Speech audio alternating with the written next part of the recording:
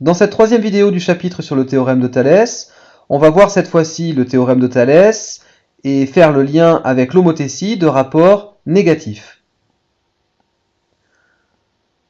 Dans le triangle ABC ci-contre, on va prendre cette fois-ci un point M sur la droite AB, non plus sur le segment AB, mais bien sur la droite AB.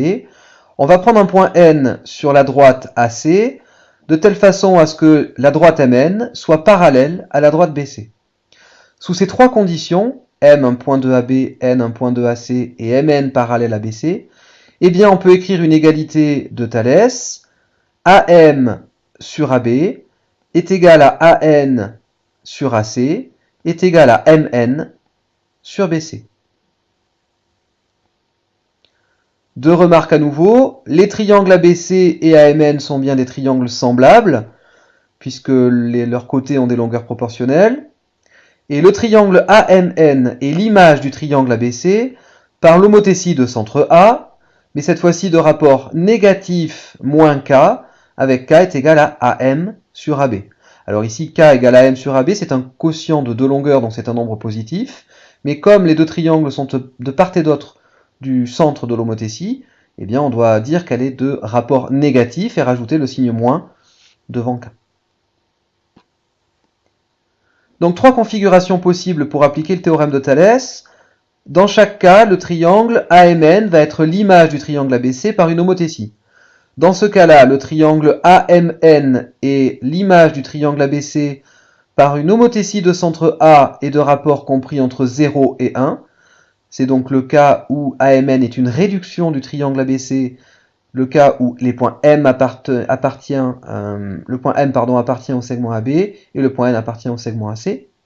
Deuxième configuration, cette fois-ci, le point M appartient à la demi-droite d'origine A qui passe par B et le point N appartient à la demi-droite d'origine A passant par C, auquel cas le triangle AMN est l'image du triangle ABC par une homothétie de centre A et de rapport supérieur à 1.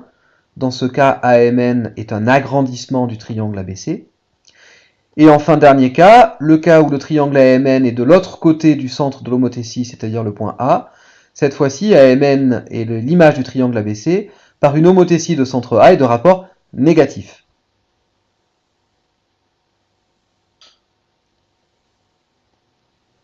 Alors une application, dans cette configuration, le point H appartient à la droite DF, le point G appartient à la droite DE, et nous savons que la droite HG et la droite EF sont deux droites parallèles. Sous ces trois conditions, qui sont donc les conditions d'application du théorème de Thalès, on en déduit une égalité de rapport que DH sur DF est égal à DG sur DE est égal à HG sur FE. Ou encore que DF sur DH est égal à DE sur DG est égal à FE sur HG.